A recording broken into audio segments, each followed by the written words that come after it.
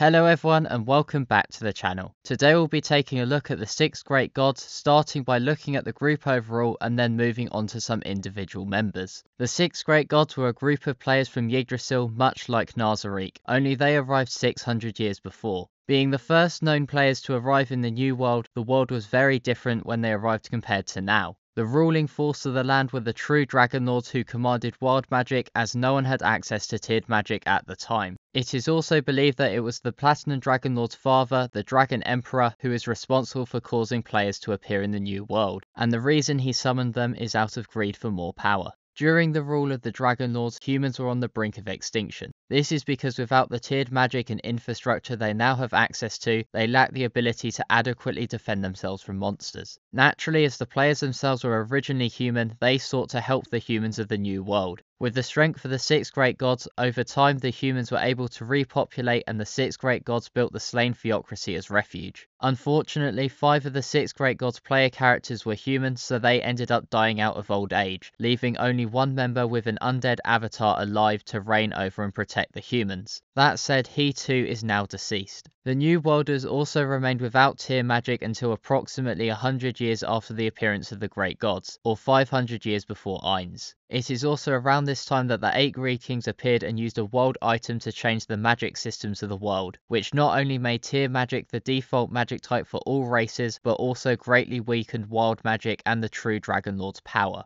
The world item they used is most likely either Ouroboros or 5 Elements Overcoming. Unlike the 8 Greed Kings and Ainz, the 6 great gods arrived in the New World without their guild base, which is likely why they saw the need to build the theocracy and not just use their base as shelter. It is also known that the 6 great gods are far weaker than Nazarick and most likely weaker than the Greed Kings, meaning they may not have had a guild base to begin with. What they did spawn in the New World with, alongside their equipment, is the world item, the Downfall of Castle and Country. This world item has the ability of mind control and is the same world item we saw Lady Kyrie use against Shalltear. The Great Gods also have a large variety of sealing crystals like the one we see the Captain of the Sunlight Scripture use against Ainz. As nice a memento the world items are, the biggest gift the Great Gods left behind are their children, the Godkin. The Godkin are stronger than most humans, although it is only the true Godkin that are stronger than most beings in the New World. True Godkin are the ones that manage to awaken the power of the gods within them, and this is presumably achieved through intense and harsh training.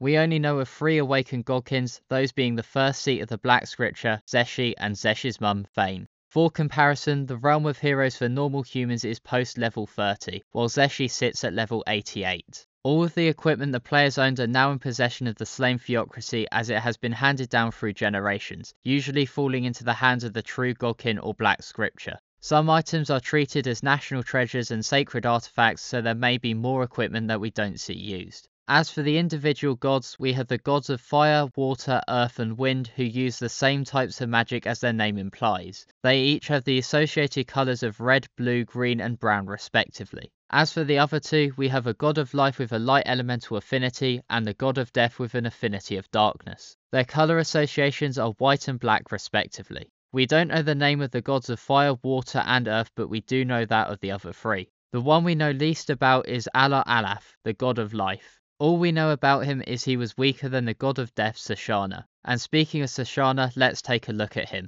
Surshana is the strongest of the 6 great gods and the one who outlived the other 5. In the web novel, he was described as essentially a skeleton who wore a jet black robe and held a sparkling staff in his hand. The web novel also describes Surshana as being seen as an evil god with wicked subordinates. From these 2 facts alone we can start to see the similarities between Surshana and Ainz, and in fact in the past the 5th seat of the Black Scripture has mistaken the 2. Despite this, the theocracy describes Surshana as a god who wouldn't freely spread vice. In terms of Surshana's build, we know he has 5 levels in Overlord and 5 levels in Eclipse, making him incredibly similar to Ainz again. We only know about these levels in Overlord and Eclipse because Zeshi has access to the goal of all life is death through her talent that copies another person's trump card. This means that Surshana must have also had the skill the goal of all life is death, and therefore the 10 levels in Overlord and Eclipse which are prerequisites to attain the skill. By the same logic, we know Surshana would have to be level 95 to gain access to the Eclipse class and would require a further 5 levels to max it out, making him a level 100 player.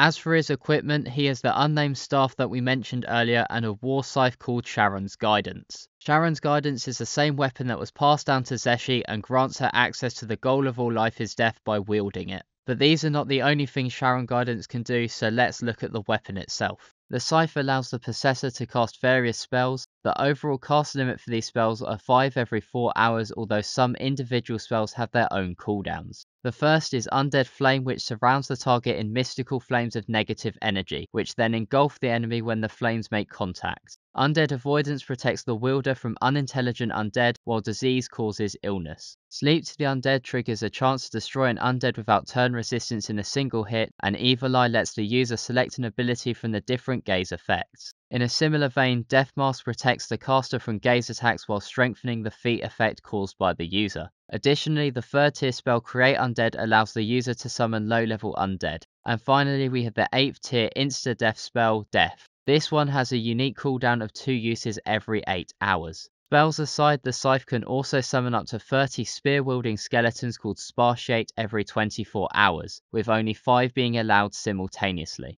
As mentioned earlier, despite being unable to die of old age, he has now passed. This happened after the 8 Greek kings had arrived and caused so much disruption that it was decided something had to be done about them. Surshana fought on the side of the Dragon Lords to put a stop to them and perished at their hand. Although Surshana himself may no longer exist, his legacy lives on in the form of the job class called Adept of Surshana. This class has a limited number of uses per day, and by using it, the user can extend the effective time of spells by consuming more mana. Naturally, this means the ability cannot be activated if the user is out of mana. An example of a spell that can be extended with this class is Fly. The only known character to have this class is the vice captain of the Holocaust scripture, Shoan. The final member of the 6 great gods is the god of wind, Kikotenshin Nekonyan. What is interesting about this god is we know more about him from the Isekai Quartet movie than Overlord himself. With the Quartet movie came an alternative timeline, so we'll go over the canon timeline first before looking at the more in-depth Quartet timeline. In the main timeline, little is known about his personality, although he would have arrived in the New World with the other members of the 6 great gods.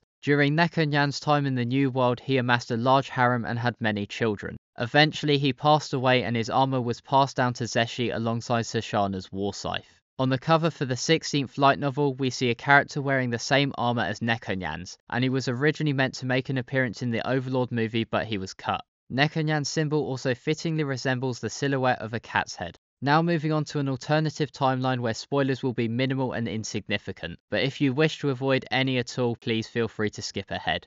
The alternative timeline starts with Nekonyan about to fight the primordial Dragon Lord with his siege golem. Just as they are about to fight, Nekonyan and his golem are transferred to the new world that the movie is set in. During Nekonyan's time in the movie world, he comes across the head researcher who made a few appearances in Konosuba. During their time together, they make various golems. One of their earlier creations was based on the siege golem and was a Godzilla variant golem that ended up going rogue.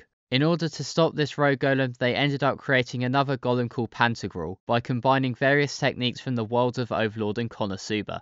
Nekonyan and Pantagruel together managed to take down the golem and then moved on to working on constructing a fortress to store the various golems. Eventually, the head researcher found a way back to the world of Konosuba so he could continue his chaotic antics there, and Nekonyan eventually passed away.